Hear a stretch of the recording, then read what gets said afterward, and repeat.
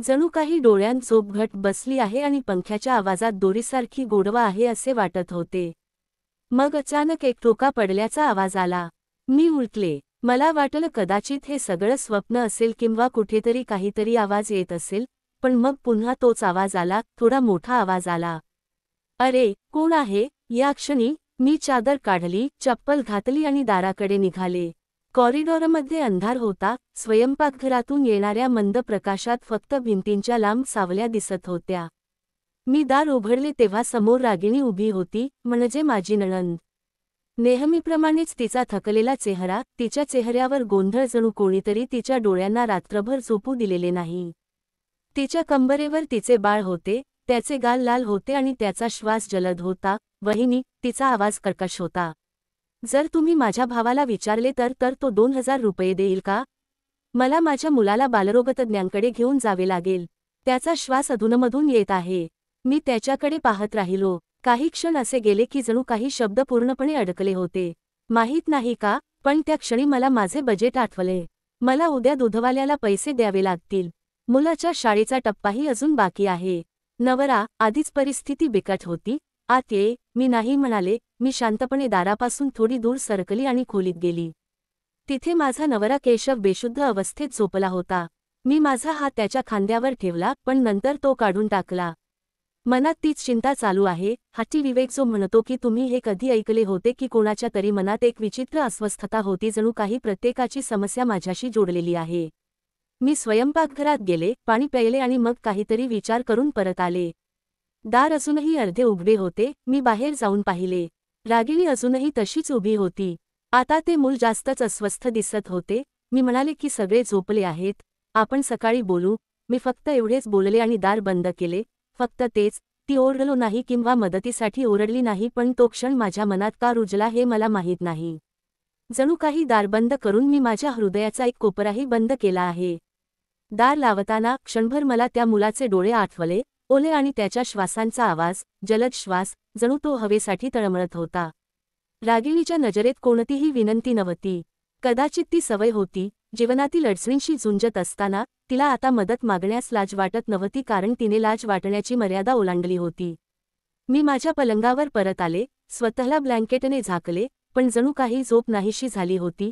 सगळीकडे शांतता होती, फक्त आतला आवाज उरला होता. ते मूल 2,000 रुपयांत बरे झाले असते का? सकाळपर्यंत वेळ असेल का? मला माहीत नाही. मी फक्त एक दरवाजा बंद केला, एक सामान्य दरवाजा, पण आता असे वाटते की माझ्यासाठी दुसरा दरवाजा बंद झाला आहे. सकाळचा सूर्य थंड प्रकाशाने उगवला, तसेच संपूर्ण विश्वही उगवले. कदाचित काही दुःखद बातमी आली असेल. रंग थोडा फिका पडला होता. स्वयंपाकघरात चहा ठेवल्यानंतर मी वर्तमानपत्र उघडले, पण माझ्या मनात एक विचित्र चिडचिड होती, जणू काही एक अनामिक भावना मागे राहिली आहे. फोन वाजताच मी पटकन चहा बाजूला ठेवला आणि फोन घेण्यासाठी धावले. मला आशा होती की कदाचित फोन शाळेचा नसावा. मुलाचे कपडे अजून इस्त्री केलेले नव्हते.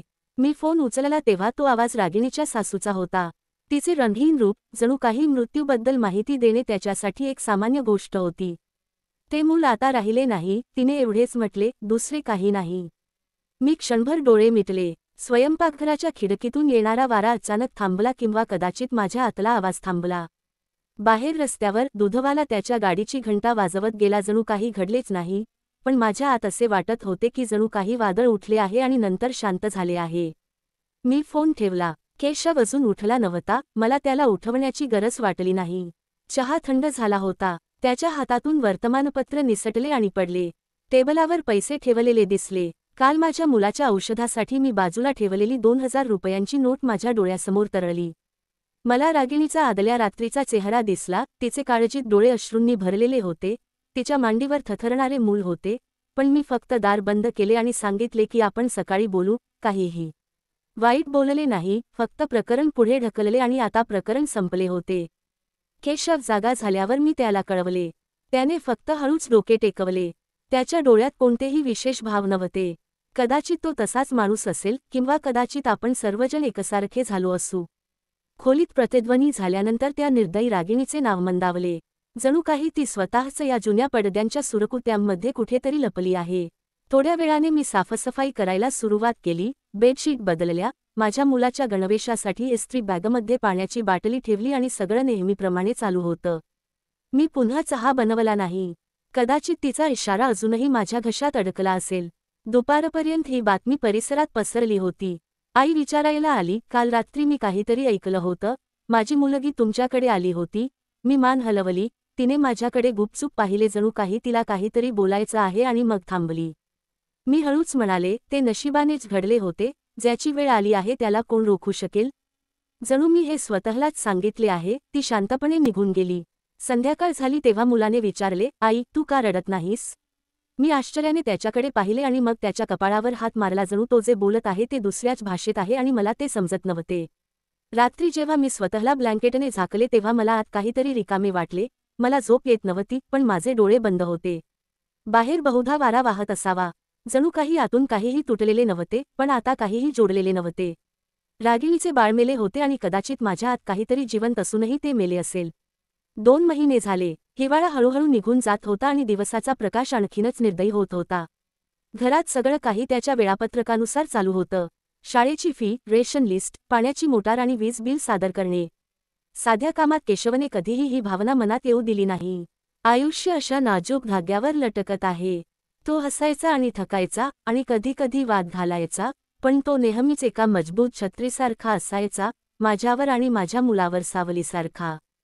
त्याच दिवशी जेव्हा तो ऑफिसला निघाला तेव्हा तो मुख्य दाराशी उभा राहिला आणि फक्त एवढंच म्हणाले, परत येताना बटाटे घेऊन ये. तो हसला आणि काहीही बोलला नाही. पायऱ्या उतरताना मी मागे वळून हात हलवला. दुपारी एक फोन आला. तो नंबर एका अनोळखी व्यक्तीचा होता आणि आवाजात असेही म्हटले होते की केशव साहेबांचा अपघात झाला आहे. त्याला जवळच्या रुग्णालयात नेण्यात आले आहे. त्याची प्रकृती गंभीर आहे. क्षणभर असं वाटलं की आवाज ऐकू आलाय, पण मन ते समजू शकत नाही. मी ताबडतोब माझ्या मुलाला शेजाऱ्याच्या स्वाधीन केले, रिक्षा घेतली आणि रुग्णालयात पोहोचले. आपत्कालीन वॉर्डबाहेरचे दृश्य अजूनही माझ्या डोळ्यासमोर ताजे आहे. रक्ताने माखलेले चादरी, अर्ध्या उघड्या दारातून येणारा औषधाचा वास आणि डोळ्यांना त्रास देणारा पांढरा प्रकाश. डॉक्टरांनी सांगितले की डोक्याला गंभीर दुखापत झाली आहे आणि ते आत्ता काहीही सांगू शकत नाहीत. तो एका नाजूक श्वासोच्छवासाच्या दोरीला जोडलेल्या यंत्रांवर निर्जीव पडला होता. मी त्याचे बोट धरले. तीच बोट जी कधीकाळी माझ्या हातावर प्रेमाने थोपटत होती, ती आता निर्जीव झाली होती. घरी परतताना मला असं वाटलं जणू कोणीतरी माझ्या पायाखालची जमीनच ओढून घेतली आहे. माझा मुलगा येणाऱ्या जाणाऱ्या प्रत्येक आवाजाने घाबरायचा.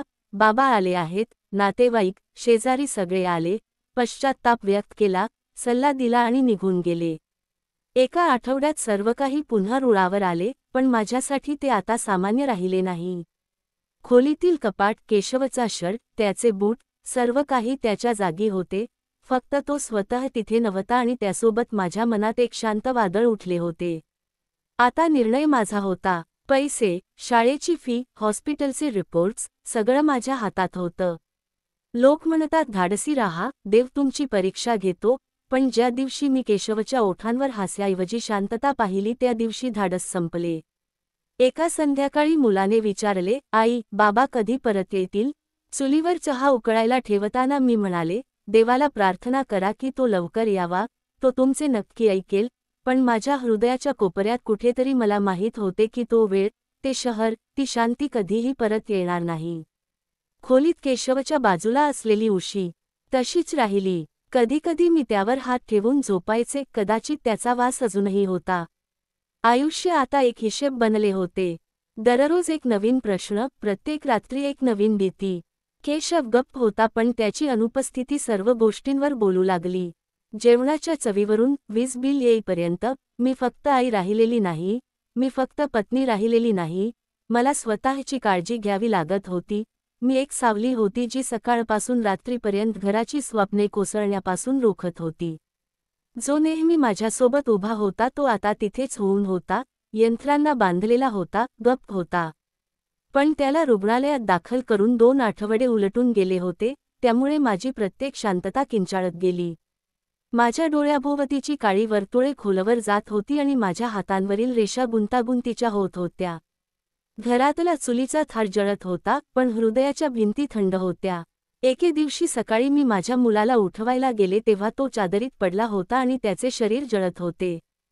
त्याचे गाल थरथरत होते, त्याचा श्वास जड होता आणि त्याचे डोळे मंद होते.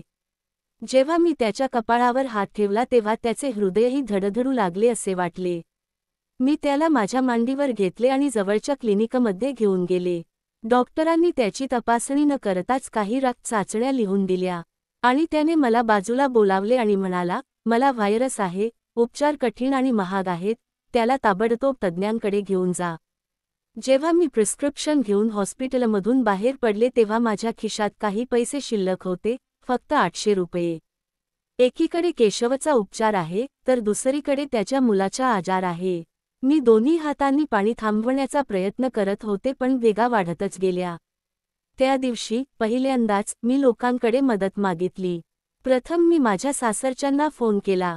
ते म्हणाले, आम्ही गेल्या महिन्याचा रुग्णालयाचा खर्च उचलला आहे, आता आम्ही त्यापेक्षा जास्त खर्च करू शकत नाही. मग मी एका जुन्या मैत्रिणीला निरोप पाठवला. आपली असहाय्यता व्यक्त करताना तिने सांगितले की माझ्या मुलीची फी अजूनही बाकी आहे.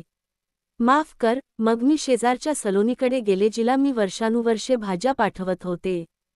ती म्हणाली की देव सर्वांचा रक्षक आहे पण आजकाल आमची परिस्थिती खूप वाईट आहे. मी शांतपणे ऐकत होते, मी कोणाकडे तक्रारही करू शकत नव्हते. कोणीही दार जोरात बंद केले नाही. कोणीही वाईट काही बोलले नाही. सर्वांनी उदारता दाखवण्यास नकार दिला आणि ही उदारता माझ्यासाठी धारदार चाकूसारखी होती. मुलाला ताप आलेला पाहून ती सर्वात मोठी परीक्षा होती. दररोज रात्री तो मला मिठी मारायचा आणि म्हणायचा, आई कृपया माझ्यासोबत राहा. मला भीती वाटते. मी त्याच्या कपाळावर ओला कापड ठेवायचे आणि तासनतास त्याचा तळहाता धरून बसायचे.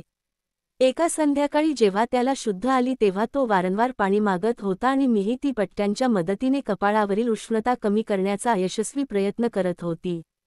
मग मला रागिणी, तिचा चेहरा, त्या रात्रीची विनंती, तो मुलगा का आठवले हे मला कळत नाही, काहीच उत्तर नव्हते. काहीतरी माझ्या डोळ्यांत घुसले आणि मी माझी नजर खाली केली. यावेळी दारावर थाप पडली नाही. आता माझे हात स्वतःहून पुढे सरकत होते, माझी जीभ डळमळीत होत होती आणि माझ्या डोळ्यात तोच संकोच होता जो मी रागिणीच्या डोळ्यात कधी पाहिला होता. एक क्षण असा आला जेव्हा मी केशवच्या बंद डोळ्यांसमोर बसले आणि म्हणाले, काश जर तुम्ही जागे असता तेव्हा तुम्हाला समजले असते की कोणासोबत असण्याचा अर्थ काय आहे. जेव्हा आयुष्य दोन्ही हातांनी असह्य होते आणि सर्वत्र बंद दरवाजे असतात तेव्हा माझ्या आशाही धुळीस मिळाल्या होत्या.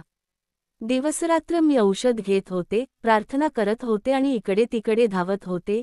मी कोणतीही कसर सोडली नाही पण मला जे हवे होते ते माझ्या हातात नव्हते आणि माझ्या हृदयातही नव्हते. मी आता स्वतःच्या डोळ्यात पाहण्याची हिंमत गमावत होते. रात्री उशिरापर्यंत मुलाचा ताप कमी होत नव्हता. औषध दिले, मी त्याला पाणी प्यायला दिले, त्याच्या अंगावर वारंवार थंड पट्टे लावले, पण त्याच्या कपाळावरील उष्णता माझ्या आत काहीतरी जळत असल्यासारखे वाटत होते. मी त्याच्या शेजारी बसले, त्याच्या कपाळावर हात ठेवून भिंतीकडे पाहत होते. खोलीत गाढ शांतता होती, फक्त पंख्याचा आवाज, मानेची हालचाल आणि मुलाच्या अधूनमधून कणण्याचा आवाज येत होता. या शांततेत रागिणीच्या शरीरातून एक जुना आवाज आला, वहिनी, जर तू भावाला सांगितलेस तर माझ्या मुलाला डॉक्टरकडे घेऊन जाईन. ते वाक्य नव्हते, तर एक टोमणा होता. मी डोळे मिटले जणू ते स्वप्नच होते, पण तो निर्जीव चेहरा, डोळ्यातील ओलावा, आवाजातील दडपलेली असहाय्यता, सगळं स्पष्ट दिसत होतं. पहिल्यांदाच तो क्षण फक्त आठवणीसारखा वाटला नाही, तो माझ्यासमोर वास्तवाच्या रूपात उभा राहिला. मनाचे दरवाजे बंद झाले नाहीत. त्या रात्रीनंतर सकाळ झाली आणि ती बातमी माझ्या शरीरात शिरली. गेल्या काही दिवसांपासून या आठवणी मला वारंवार येत आहेत. बंद दारामागे कोणीतरी उभे असल्यासारखा मंद आवाज येत होता आणि आता, मुलाच्या स्थितीत, तो आवाज अधिकच जोरात येत होता. त्या दिवशी, जुने कपडे घातलेली एक महिला औषध घेण्यासाठी रस्त्याच्या कोपऱ्याकडे हळूहळू चालत होती. ती रागिणी नव्हती पण काही क्षणांसाठी माझे हृदय धडधडणे थांबले आणि माझी नजर आपोआप तिच्या चेहऱ्यावर गेली. मी रडत परत आले आणि माझ्या मुलाजवळ बसले. हृदयावर एक विचित्र ओझे होते. काहीही न बोलता माझे डोळे ओले झाले. मी कपाळावर हात ठेवला, पण तापाच्या उष्णतेपेक्षा आतल्या उष्णतेने मला जास्त त्रास दिला. दुपारी, जेव्हा माझा मुलगा थोडा वेळ झोपला, तेव्हा मी केशवच्या खोलीत जाऊन बसले. तो अजूनही त्याच स्थितीत पडला होता, जणू काही त्याचे सर्वांशी असलेले नाते तुटले आहे. मी त्याचा हात धरला, पण मला काहीच वाटले नाही. त्याच्याजवळ बसून माझे हृदय खूप जड झाले. मी तो दरवाजा का उघडला नाही? मी रागिणीला परत का जाऊ दिले? कोणतीही सक्ती नव्हती, द्वेष नव्हता. माझ्या हृदयात फक्त अस्वस्थता पसरू लागली. माझे हृदय म्हणू लागले, माफी माग. मनाने उत्तर दिले. मी कोणत्या तोंडाने विचारू? मी उशीवर डोके ठेवले आणि डोळे मिटले. मग पुन्हा तेच दृश्य दिसू लागले. हे सर्व आता स्वप्न राहिले नाही, तर उघड्या डोळ्यांचे वास्तव होते. मी रोजसारखंच सगळं करत राहिले. औषध, कपडे, अन्न, फोन कॉल्स, हॉस्पिटल रिपोर्ट्स. पण आता प्रत्येक कामात एक सावली माझ्या मागे येऊ लागली. प्रत्येक शांत क्षणात काहीतरी आवाज येत होता आणि ते सर्व ऐकूनही मी बहिरीच राहिले. त्या दिवशी हॉस्पिटलमधून परतताना मी खूप थकले होते. मी माझ्या मुलाला औषध देऊन झोपवले आणि मग मी स्वतः सोफ्यावर आराम केली. मी डोळे बंद केले होते तेव्हा फोन वाजला. ती माझी मोठी बहीण होती. तीच जी प्रत्येक मेळाव्यात दुःख, संयम आणि प्रामाणिकपणाची उदाहरणे देत असे. मी तिला केशवच्या ताज्या रिपोर्टबद्दल सांगितले. डॉक्टरांनी नवीन उपचार विचारले. खर्च वाढणार होता. मी धाडसाने म्हणाले, मी माझ्या मुलाला काही दिवसांसाठी तुमच्या घरी पाठवण्याचा विचार केला आहे, जेणेकरून काही जबाबदारी वाढेल आणि कदाचित आपल्याला काही आर्थिक मदतही मिळेल. क्षणभर शांतता होती, मग तिचा स्वर कठोर झाला. बघ मंजू, आम्ही आमच्या क्षमतेनुसार खूप मदत केली आहे. आता प्रत्येक गोष्टीची जबाबदारी आपल्यावर टाकता येणार नाही. केशव तुझा नवरा आहे, तू पैसे कुठे गुंतवले आहेस हे आम्हाला कसे कळणार? क्षणभर माझी जीभ टाळूला चिकटली. हृदय एकटोका चुकवते हे मी पहिल्यांदाच ऐकत नव्हते, पण आज ते माझ्यासाठी एक वेगळेच वजन घेऊन आले. ठीक आहे, ती म्हणाली आणि फोन ठेवला. मुलाच्या खोलीत डोकावले. तो चादराखाली अडकला होता, त्याचा श्वास अजूनही जड होता. सकाळ होताच मी केशवच्या आईवडिलांकडे गेले. हृदयात थोडी आशा उरली होती. सासूबाईंनी माझ्या चेहऱ्याकडे पाहिले आणि आधी म्हणाल्या, मंजू, आम्ही आधी उपचाराचा खर्च उचलला. औषधेही पाठवण्यात आली. आता दर महिन्याला तुम्ही तेच म्हणाल की आम्ही आमचे कर्तव्य पार पाडले आहे. आता तुम्ही स्वतः पहा. मी शांत राहिले, डोळे मिचकावले. बोलण्यासाठी काहीच उरले नाही. परतीच्या प्रवासात रिक्षात बसले तेव्हा रस्ता विचित्र वाटत होता. ते दरवाजे आणि भिंती जे एकेकाळी आनंदाच्या रंगांनी रंगवलेले होते, आता ते चिखलाच्या ढिगासारखे दिसत होते. हवाही विचित्र होती. घरी आल्यानंतर मी दार बंद केले आणि थोडा वेळ शांत उभी राहिले. मग मी स्वयंपाकघरात गेले आणि चहासाठी पाणी उकळायला ठेवले. पण आज स्टोव्ह पेटवण्याचा आवाज रिकामा वाटत होता. भूतकाळातील आठवणी चित्रपटाच्या पडद्यासारख्या वाटत होत्या. रागिणीचे मूल माझ्या डोळ्यात खेळू लागले. तिचा आवाज, केशवच्या सासरच्यांची शांतता, माझे बंद होणारे दार. तरीही त्यांनी तेच म्हटले होते की आम्ही आपले कर्तव्य पार पाडले आहे आणि मलाही तेच वाटले की ही माझी जबाबदारी नाही. माझ्या आत विवेकासारखे काहीतरी स्थिरावले होते. जुन्या, जखमी वाटेवर परत जात आहे. आता माझ्यासोबत जे काही घडत होते, ते मला कुठून तरी ऐकल्यासारखे वाटत होते. फक्त वेदना, त्रास, नकार, ही सर्व पात्रे बदलली होती. त्याच रात्री मी केशवच्या पलंगाजवळ बसले आणि त्याच्या कपाळावर हात मारला. जर तू जागा असतास तर कदाचित तू काहीतरी बोलू शकला असतास, कदाचित तू मला धरले असतेस. त्याचे शांत राहणे मला त्रास देऊ लागले. आता हा तोच आवाज होता जो एकेकाळी रागिणीच्या मनात होता, पण आज तो माझ्या मनात आहे. कदाचित तीही अशीच बसून असेल, काही मदतीची वाट पाहत असेल, काही आशेने. नात्यात गेल्यानंतर आणि रिकाम्या हाताने परत आल्यानंतर मला आता समजू लागले आहे की सौम्य नकार हा कठोर नकारापेक्षा जास्त भयानक असतो. त्या दिवशी हॉस्पिटलमधून परतताना सूर्यप्रकाश अधिकच तेजस्वी होत होता आणि माझ्या मनात त्या प्रिस्क्रिप्शनचा विचार घोळत होता. डॉक्टरांची शैली, मुलाच्या श्वासातील निराशा बाजाराच्या कोपऱ्यावर थांबली. मला औषधांच्या दुकानातून काही गोळ्या आणि घरासाठी काही रेशन खरेदी करावे लागले. मी थरथरत्या हातांनी माझी पास हाताळत होते आणि माझ्या पायावर एक विचित्र आणि जड वजन जाणवले. दुकानाकडे निघाले. बाजारात गर्दी नेहमीसारखीच होती. मी शांतपणे चालत होते तेव्हा अचानक माझी नजर समोरून येणाऱ्या एका महिलेवर पडली. तिने साधे खाकी कपडे घातले होते, डोक्यावर स्कार्फ होता, हातात कागदांचा गठ्ठा होता आणि तिच्या चेहऱ्यावर एक शांतता होती जी माझ्या आत हरवत होती, पण माझ्या डोळ्यांना ते ओळखता येत नव्हते. त्यांनी क्षणभरही विलंब केला नाही. ही रागिणी होती, तीच रागिणी जिला मी एका रात्री दारापासून दूर नेले होते. पण आता ती रागिणी नव्हती, ती दुसरीच कोणीतरी होती, मजबूत, स्वावलंबी आणि संयमी. तिच्या चेहऱ्यावर जुनी विनंती नव्हती, ना थकवा. न रडणाऱ्या डोळ्यांनी ती एका दुकानासमोर उभी होती आणि कोणाशी तरी बोलत होती. तिच्या हातात काही कागदपत्रे होती, जणू काही ती ऑफिसशी संबंधित बाब होती. तिच्या चेहऱ्यावर एक शांत अभिमान होता, जणू काही तिने तिच्या आयुष्याला पुन्हा एक नवीन दिशा दिली आहे. माझी पावले अचानक थांबली. रागिणीने क्षणभर माझ्याकडे पाहिले, माझ्या डोळ्यात पाहिले. माझ्या ओठांवर एक अनामिक आवाज उठला, पण मी बोलू शकले नाही. रागिणीने तोंड फिरवले आणि काहीही न बोलता, न थांबता ती पुढे सरकली. मी तिथे दगडासारखी उभी राहिले, रागिणीच्या हातातल्या औषधाच्या स्लिपकडे असहाय्यपणे पाहत असताना. आणि मी असेच थांबून राहून तिचे असे बदलणे, ही वेळ नव्हती, ती मानवतेची एक विचित्र कृती होती, जी एकेकाळी मदतीच्या आशेने उभी होती, ती आज स्वतः दुसऱ्याला मदत करत होती. आणि मी, जिने तिच्या अश्रूंकडे दुर्लक्ष केले होते, आज माझ्या असहाय्यतेसह शांतपणे उभी होते. जेव्हा मी घरी परतले आणि दार उघडले तेव्हा ती जुनी भावना मला वेढून गेली. मुलाचा ताप थोडा कमी झाला होता, पण त्याच्या आतली भीती वाढली होती. केशव पूर्वीसारखाच गप्प बसला. त्याचे डोळे बंद होते, पण जणू काही तो सर्व काही पाहत होता असे वाटत होते. रात्री, जेव्हा मी माझ्या मुलाला अंगाईगीत गायल्यानंतर झोपवायचे, तेव्हा माझ्या हृदयात एक आवाज यायचा. रागिणी बदलली होती आणि मी अजूनही त्याच ठिकाणी उभी होते जिथून सगळं बिघडायला सुरुवात झाली होती. मी केशवचे रिपोर्ट्स घेण्यासाठी हॉस्पिटलमध्ये गेली होती. काउंटरवर लांब रांग होती. कागदपत्रे, फी, सह्या, सगळं काही एखाद्या यंत्राचा भाग वाटत होतं. मी माझ्या मुलालाही सोबत घेऊन आली होती. तो पायऱ्यांवर शांतपणे बसला होता, बोटे हलवत होता. माझ्या कपाळावर अजूनही थोडीशी उष्णता होती आणि माझा श्वास विशेषतः त्रासदायक होता. अकाउंट्स क्लर्कने पावती दिली आणि रक्कम सांगितली. इतके की माझ्या हातातली पस थोडीशी थरथरली. मी संकोचून म्हणाले की मी आज हे पैसे जमा करू शकणार नाही, पण उद्यापर्यंत करेन, कदाचित मला तिथे काही मिळतील. त्याने कोणतीही सहानुभूती न बाळगता फाईल बंद केली आणि म्हणाला, मग उद्या या, आज काहीही करता येणार नाही. मुलाचा हात धरला आणि रुग्णालयाच्या मुख्य प्रवेशद्वाराजवळील बाकावर बाहेर बसले. आकाशात ढग नव्हते, पण माझ्या आत एक धुके होते. मी लहानपणापासून ऐकत आले होते की देव प्रत्येक कठीण परिस्थितीत उपाय करतो, पण आता मला असे वाटू लागले की जणू काही हे दरवाजे नाहीत तर फक्त भिंती आहेत. मग कोणीतरी आले आणि माझ्यासमोर एक पांढरा लिफाफा ठेवला.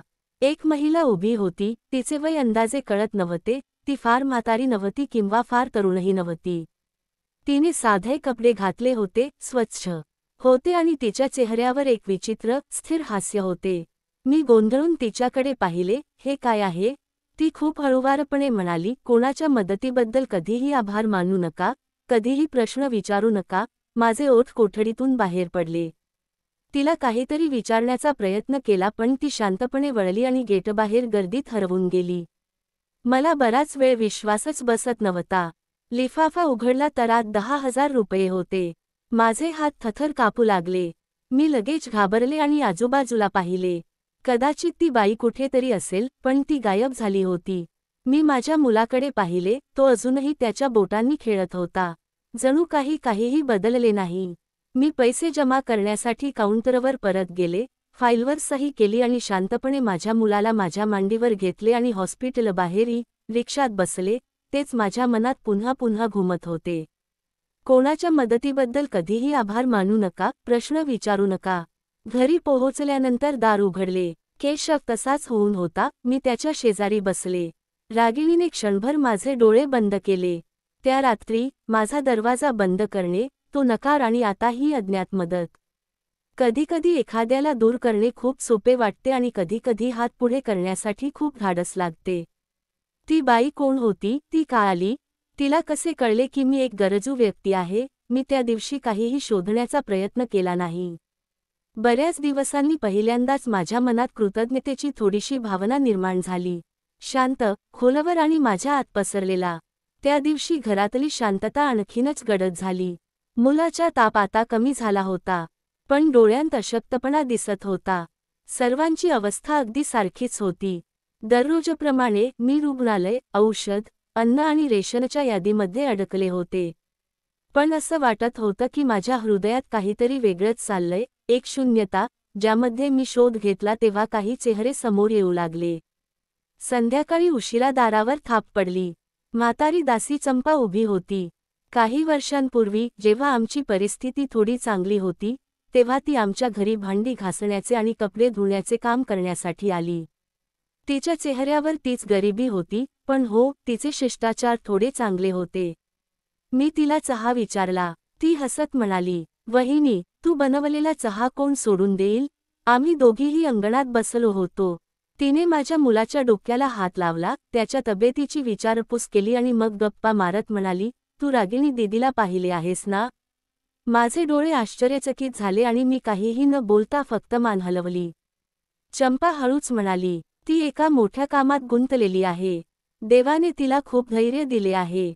ती एक NGO चालवते आणि लोकांना मदत करते.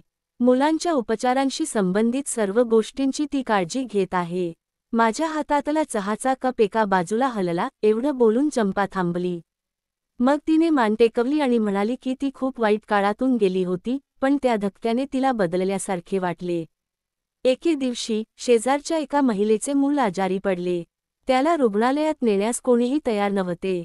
रागिणी दीदी स्वतः गेली आणि औषध आणले. तो दिवस आणि आजचा दिवस आहे. आता तिने एक संपूर्ण NGO उघडला आहे ज्यामध्ये मोफत उपचार, जेवणाची व्यवस्था केली जाते आणि महिलांना कुशल काम शिकवले जाते. मी शांतपणे ऐकत राहिले. ज्या महिलांना सर्वांनी नाकारले आहे, आता त्यांच्याकडे जा. चंपाच्या आवाजात अभिमान होता आणि तिच्या डोळ्यात सत्यतेची चमक होती. मी माझी नजर खाली केली. मला माहीत नाही का, जेव्हा मी पुन्हा छताकडे पाहिले तेव्हा रागिणीचा आवाज आणि सर्व काही पुन्हा फिरू लागले. पण यावेळी ते मूक पश्चात्ताप नव्हते, तर ते दुसऱ्याच भावनेत गुंतले होते. आश्चर्य आणि कदाचित थोडा अभिमान जो खूप उशिरा आला. तो माझ्या हृदयाच्या एका कोपऱ्यात कुठेतरी जिवंत होता. चंपा म्हणाली, "लोक म्हणतात की देव ज्याची परीक्षा घेतो त्यालाच खास बनवतो." मग ती थांबली आणि हळूच म्हणाली, "तुम्ही कधी NG बद्दल ऐकले आहे का? अरे, ती आशेचे घर चालवते." मी आश्चर्यचकित झाले आणि आशेच्या घराकडे पाहू लागले. हे नाव रुग्णालयाबाहेरील बॅनरवर लिहिलेले होते जिथून औषध उपलब्ध होते आणि जिथे त्या अज्ञात महिलेने लिफाफा दिला होता. आता असं वाटत होतं की सगळं एका दोरीत जोडलं जाऊ लागलंय. रागिणी, तिच्या चेहऱ्यावर एक ताकद होती आणि मग त्या बाईचे अचानक आगमन, ती मदत जी अज्ञात होती. आता त्याचे टोक दिसू लागले होते. रात्री जेव्हा मी केशवजवळ बसायचे तेव्हा माझ्या हृदयात एक प्रकारची कोमलता यायची. मी तिचे हात आणि पाय धरले आणि पहिल्यांदाच माझ्या हृदयात शांती अनुभवली. जिला माझ्या स्वतःच्या दारापासून दूर नेण्यात आले होते, पण काळाने मला नवीन दरवाजे दाखवले, त्यांच्या मदतीसाठी. सकाळी त्याचा श्वास थोडा वेगवान वाटत होता. मी लगेच त्याच्या कपाळावर हात ठेवला. उष्णता असह्य होती, जणू काही ताप त्याच्या शरीरात नाही तर आत्म्यात शिरला आहे. मी त्याला मालिश केली, त्याला पाणी प्यायला दिले, पण हळूहळू त्याचे डोळे बंद होऊ लागले आणि त्याचे शरीर सैल होऊ लागले. मी घाबरले आणि त्याला रुग्णालयात घेऊन गेले. नर्सने त्याला इमर्जन्सीमध्ये आणले आणि ऑक्सिजन दिला. डॉक्टरांच्या चेहऱ्यावर काळजी लिहिलेली होती. मी दाराबाहेर उभी होते. कोठे होते आतल्या यंत्रांचे आवाज, लोकांचे आपापसातील संभाषण, धावणारी पावले आणि एक छोटेसे अस्तित्व, माझे बाळ, जे जीवनाच्या उंबरठ्यावर डोलत होते. मी खोलीबाहेर भिंतीला टेकून उभी राहिले. एकामागून एक दृश्य माझ्या डोळ्यासमोरून तरळू लागले. आतापर्यंत घडणाऱ्या सर्व गोष्टी पुन्हा ध्यानात येऊ लागल्या. डॉक्टर बाहेर आले. त्याच्या चेहऱ्यावर थकवा होता, आवाजात गांभीर्य होते. त्याची प्रकृती धोक्यात होती. लगेचच चांगले उपचार सुरू करण्यात आले आहेत.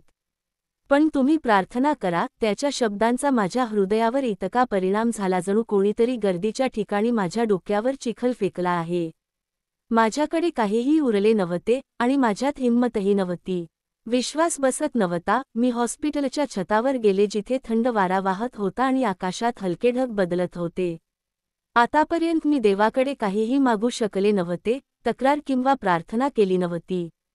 जणू काही मला स्वतःचे आयुष्य स्वतःच सांभाळावे लागले आणि जिथे कुठे काही चूक झाली तिथे मी तिथेच होते. मी क्षणार्धात थांबली आणि तोंड दुसरीकडे वळवले, पण आज मला काहीच समजत नव्हते. पहिल्यांदाच ओठांवर शब्द आले, सुस्थितीत, तुटलेले, विखुरलेले, देवा माझ्या मुलाला वाचव, तुला जे करायचे आहे ते कर, पण माझे मूल खूप लहान आहे. सध्या त्याला जगनीत पाहताही आलेले नाही. ही प्रार्थना नव्हती तर एक विनवणी होती.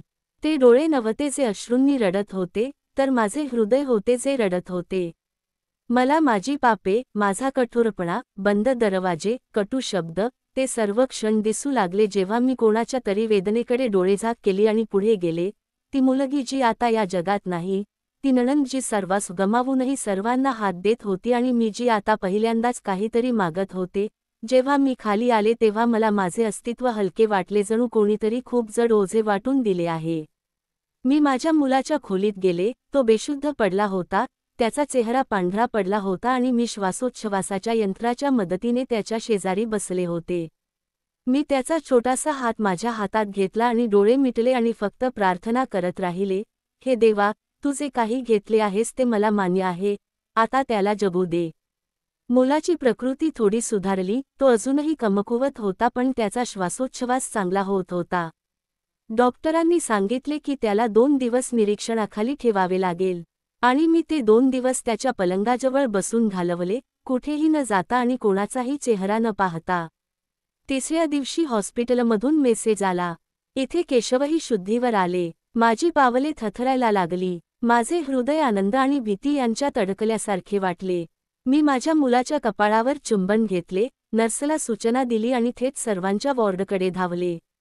हळूच दार उघडले. त्याचे डोळे उघडे होते. सामान्य मानवी चेहऱ्यावर तीच शांतता जी आता त्याची ओळख बनली होती. मी त्याच्या शेजारी बसले आणि त्याचा हात धरला. तो माझ्याकडे अशा प्रकारे पाहत होता जणू काही त्याने मला ओळखले आहे, जणू काही तो मला आठवत आहे. मी केशवला हळूच म्हणाले. डॉक्टर माझ्या जवळ आले आणि म्हणाले की त्याच्या मेंदूला गंभीर दुखापत झाली आहे, तो शुद्धीवर आला आहे. ही आनंदाची गोष्ट आहे पण सध्या तो काहीही बोलू शकणार नाही. वेळ लागेल. फिजिओथेरपी आणि काळजी आवश्यक आहे. माझ्या पायाखालची जमीन सरकली. एका बाजूला माझ्या मुलाची कमजोरी आहे, तर दुसऱ्या बाजूला केशवची शांतता आहे आणि ती नेहमीच त्यांच्यात अडकलेली असते. मी वॉर्डच्या बाहेर आले आणि बाकावर बसले. चंपा माझ्यासोबत आली होती. तिने मला एक ग्लास पाणी दिले आणि मी ते शांतपणे पिऊ लागले. मला काहीही बोलण्याची हिंमत झाली नाही. घरची परिस्थिती आधीच नाजूक होती. संपूर्ण बचत रुग्णालयात वाया गेली. मुलाची औषधे, रुग्णालयाची कागदपत्रे, घरभाड्याची तारीख सगळं माझ्याकडे होतं. मी हातात वीज बिल धरले होते. खोलीच्या भिंतींवर सर्व काही चिखलाने माखलेले दिसत होते. दुसऱ्या दिवशी हॉस्पिटलमधील लोकांनी सांगितले, तुम्हाला व्हेंटिलेटरसाठी ताबडतोब जागा बुक करावी लागेल, खर्च महिनाभर चालेल. मी ते नाकारले नाही, फक्त पर्सकडे पाहिले आणि त्यातील शून्यता जाणवली.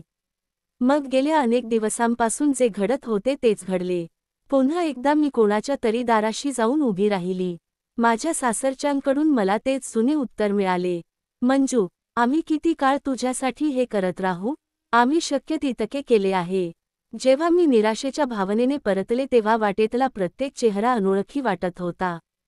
बाजारातील गर्दी आणि गर्दी मला निःशब्द वाटत होती आणि तिच्या अस्तित्वात एक प्रकारचा आवाज होता जो ओरडू लागला. मी घरी गेले आणि केशवचा रिकामा पलंग पाहिला. मी छताकडे पाहत होते.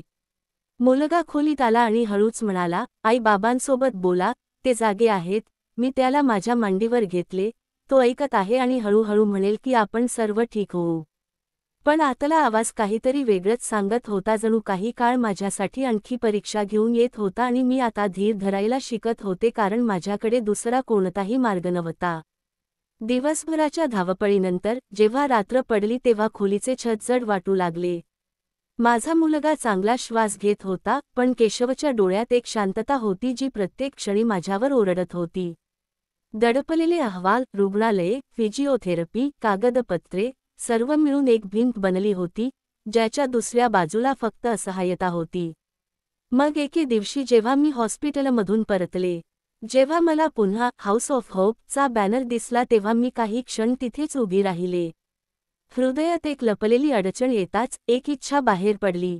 मी गेटजवळ गेले. दारावर असलेल्या मुलीने मला आनंदाने आत येण्यास सांगितले.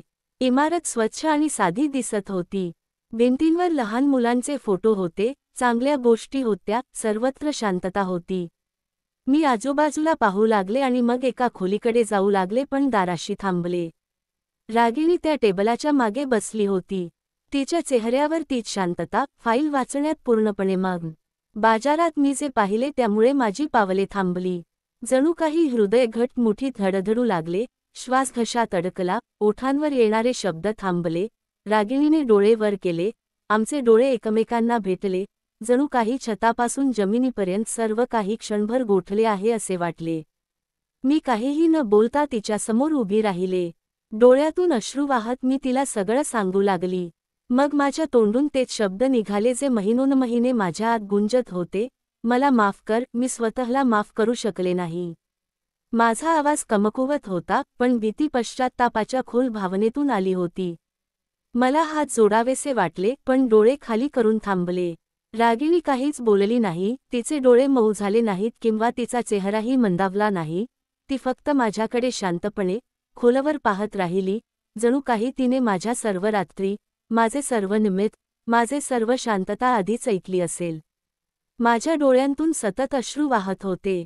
मी पुढे होऊन खुर्चीवर बसण्याची परवानगी मागितली. ती थांबली नाही किंवा स्वतःला थांबवण्याचा प्रयत्नही केला नाही. खोलीत फक्त भिंतीवरचा जुना पंखा फिरत होता आणि मी म्हणत होते, जेव्हा तू दार वाजवले तेव्हा मी माझ्या हृदयावरचा दरवाजा बंद केला होता. तू मदत मागितलीस आणि मी नजर फिरवली. आज वेळ माझ्या दारावर ठोठावत आहे आणि आत काहीही शिल्लक नाही. रागिणी अजूनही काहीच बोलली नाही. तिच्या डोळ्यात ना आरोप होता ना सहानुभूती. ती खूप काही सांगून थकल्यासारखी शांतता. मी उठले. मी हळूहळू दाराकडे गेली. काहीतरी माझ्या हृदयाला टोचत होतं. कदाचित हा तोच खंजीर होता जो मी कोणाच्या हातात दिला होता आणि आता तो माझ्या छातीत घुसला होता. दार ओलांडताना मी शेवटचे मागे वळून पाहिले. रागिणी अजूनही तशीच बसली होती. कदाचित तिने माझी माफी ऐकली असेल. कदाचित तिला काही क्षणांसाठी स्वतःला माझ्या जागी ठेवून सगळं जाणवलं असेल, पण तिचं शांत राहणं हे माझ्यासाठी सर्वात मोठं उत्तर होतं. त्या दिवशी घरी परतल्यानंतर मी पहिल्यांदाच केशवच्या बेडजवळ बसले आणि काहीही बोलले नाही. मी फक्त त्याचा हात धरला आणि गप्प राहिली. जणू काही आता शब्दांची गरजच राहिली नाही. दुसऱ्या दिवशी सकाळी मी पुन्हा त्या एनजीओमध्ये गेले, यावेळी शांतपणे नाही. थोड्याशा आशेने, कदाचित रागिणीचे हृदय माझ्याबद्दल मऊ होईल. आज माझ्या पायाखाली, माझ्या मनात फक्त एक प्रश्न होता जो शब्दांचे रूप धारण करत होता. रागिणी तिच्या ऑफिसमध्ये एकटीच बसली होती. तिच्या समोर कागदांचा ढीग होता. तिने माझ्याकडे पाहिले आणि नंतर हलक्या हाताने मला बसण्यास सांगितले. आज तिच्या चेहऱ्यावर आम्ही शेवटच्या भेटीत होतो तसा उत्साह नव्हता. ती थोडी मऊ, थोडे थकलेली दिसत होती, जणू काही अंतर्गत लढाईने तिला पराभूत केले आहे आणि जिंकले आहे. खोलीत काही क्षण शांतता होती. रागिणी मग हळूहळू म्हणू लागली, त्या दिवशी माझे मूल वारले, मी स्वतःही वारले. त्या रात्री मी घरी परतले तेव्हा माझे हृदय रिकामे नव्हते. मी मत्सराने पेटत होते, पण मला धीर आला आणि त्यासोबत एक प्रश्न आला, मी एकटी का होते? माझ्यासारख्या त्रास सहन करणाऱ्या लोकांसाठी इथे जागा का नाही? तिने जड डोळ्यांनी माझ्या चेहऱ्याकडे पाहिले. त्या रात्री आशेच्या घराचा पाया मजबूत झाला. त्याचे नाव नव्हते. मग फक्त एकच निर्णय होता. मी सकाळी हॉस्पिटलमध्ये गेले. तिथे एका महिलेचे बाळ वेदनेने जमिनीवर पडले होते. डॉक्टर पैसे मागत होते. त्या महिलेकडे काहीच नव्हते. त्या क्षणाने माझ्या आत खूप बदल झाला. मी औषध घेतले, बाळाला उचलले आणि माझ्या दुःखाचा परिणाम होऊ दिला. माझ्या आत जमीन सरकल्यासारखं वाटलं. ज्या रात्री रागिणीचा मुलगा गेला, मी माझ्या खिडकीचे पडदे खाली करून झोपण्याचा प्रयत्न केला आणि ती दुसऱ्याचा श्वास वाचवत होती. रागिणी हळूच म्हणाली, मी कोणाकडूनही सूट घेतला नाही, मी फक्त तेच केले जे कदाचित तुम्ही करायला हवे होते. माझ्या डोळ्यात अश्रू येऊ लागले. मी हळू आवाजात म्हणाले, तू मला हवी तशी शिक्षा करू शकतेस, जरी तू मला माफ केले तरी मी स्वतःला कधीही माफ करू शकणार नाही. रागिणीने डोळे खाली केले. क्षमा करणे सोपे नाही. वेळ लागेल. काही जखमा भक्तीने नाही तर कृतीने भरतात. हे स्वतःचं एक पाऊल आहे. खोलीतील हवाही थांबल्यासारखी वाटत होती. रागिणीने टेबलावर पडलेल्या कागदाकडे बोट दाखवले. हे एक रूप आहे. जर तुम्हाला खरोखर स्वतःला बदलायचे असेल तर इथे या आणि काम करा. कदाचित तुम्ही घेतलेले दुःख कोणासोबत तरी शेअर केल्याने हलके होईल. मी फोन उचलला पण सही केली नाही. माझे हात थरथरत होते. ही शिक्षा होती. मी विचारले नाही, मी फक्त मनात विचार केला की रागिणीने माझ्या चेहऱ्यावरचा तो प्रश्न वाचला असेल. ती हसली, हलकेसे हास्य नाही, हे क्षमेचे पहिले दार आहे, शिक्षा ती रात्र होती जी तू शांतपणे घालवलीस. मी हळूहळू दाराकडे चालत गेले.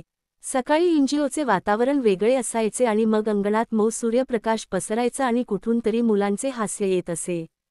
आणि महिलांच्या बोलक्या आवाजात सांत्वन ऐकू येत होते. मी रोज सकाळी वेळेवर तिथे पोहोचायचे, काम सांभाळते, औषधांची यादी बनवते, कागदपत्रे व्यवस्थित ठेवते. दररोज मला कोणत्या तरी आईच्या डोळ्यात तीच असहाय्यता दिसते जी मी कधी रागिणीच्या डोळ्यात पाहिली होती. आणि मग तिच्या स्वतःच्या नजरेत, रागिणीने अजूनही काहीही मोठे केले नाही, ना तिने माफ केले ना तिने कोणतीही शिक्षा दिली. पण ती मला रोज भेटते, हलकेसे स्मित देते, कागदपत्रे माझ्या हाती देते आणि इतर कामात व्यस्त होते. पण आता तिच्या शांततेत कोणताही कठोरपणा नाही. मला स्वीकारल्याची भावना आहे, जणू काही मला माहीत आहे की मी माझ्या प्रवासाला निघाले आहे आणि मला आता स्वतःला थांबवायचे नाही. गेल्या आठवड्यात एक महिला आली, ती 7 महिन्यांची गर्भवती होती. तिच्या चेहऱ्यावर दुःख होते आणि डोळ्यात अश्रू होते. तिचा नवरा तिला सोडून गेला होता. तिच्या कुटुंबातील सदस्यांनीही तिच्याकडे पाठ फिरवली होती. मी तिचा हात धरला आणि पहिल्यांदाच माझ्या मनात खोलवर जाणवले की कदाचित हाच तो क्षण आहे जेव्हा मी एखाद्या अनोळखी व्यक्तीला काहीतरी परत देऊ शकते जो उद्या माझ्यासारखा नसेल. आम्ही तिची तपासणी केली आणि तिला औषध दिले. आणि मग राहण्याची व्यवस्था केली.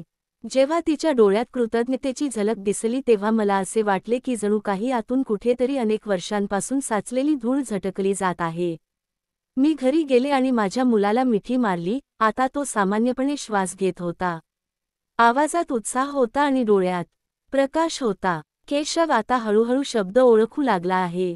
त्याचे मौन आता केवळ आजाराचेच नव्हे तर सहनशीलतेचे उदाहरण बनले आहे. तो माझ्या डोळ्यात पाहून सगळं समजतो, जणू तो म्हणत आहे की हीच वेळ आहे तू बदलण्याची. कदाचित म्हणूनच मी गप्प आहे. कधीकधी रात्री मला माझ्यासाठी बंद झालेले दरवाजे आणि मी बंद केलेला एक दरवाजा आठवतो. आता मला वाटतंय की कदाचित मी तो दरवाजा रागिणीसाठी नाही तर स्वतःसाठी बंद केला होता. मी माझ्या पापांसाठी माफी मागते. तिने ते शब्दांतून नाही तर कृतीतून मांडले. मला माहीत आहे की एका आयुष्याचे ओझे आयुष्यभराचे ओझे मागते आणि मी गेलेले आयुष्य परत आणू शकत नाही. पण जर एखाद्या आईचा श्वास थांबला, जर एखाद्या मुलाचा श्वास वाचला, तर कदाचित माझी जमीन काही काळ शांत राहील. रागिणी अजूनही मला फक्त एक सहप्रवासी म्हणून पाहते, कमी नाही, जास्त नाही आणि कदाचित हीच सर्वात मोठी माफी आहे की मी तिच्या सावलीत त्या मार्गावर आले आहे जिथे आपण आपल्या जखमांना मलम बनवतो आणि दुसऱ्याच्या वेदनांवर ते लावतो. गंतव्यस्थान अजूनही अपूर्ण आहे, पण हृदयातील प्रत्येक ओलावा, हाताचा प्रत्येक थाप, प्रत्येक उरलेला श्वास माझ्या आतल्या एका नवीन दाराची किल्ली बनला आहे आणि आता मी दरवाजे बंद करत नाही. तर मित्रांनो, जर तुम्हाला आमची कथा आवडली असेल तर कमेंट करून आम्हाला कळवा. व्हिडिओ लाईक करा आणि जास्तीत जास्त शेअर करा. जर तुम्ही चॅनेलवर नवीन असाल तर सबस्क्राईब करा आणि नोटिफिकेशन बेल दाबा जेणेकरून तुम्हाला पुढील अपडेट सर्वात आधी मिळेल. धन्यवाद.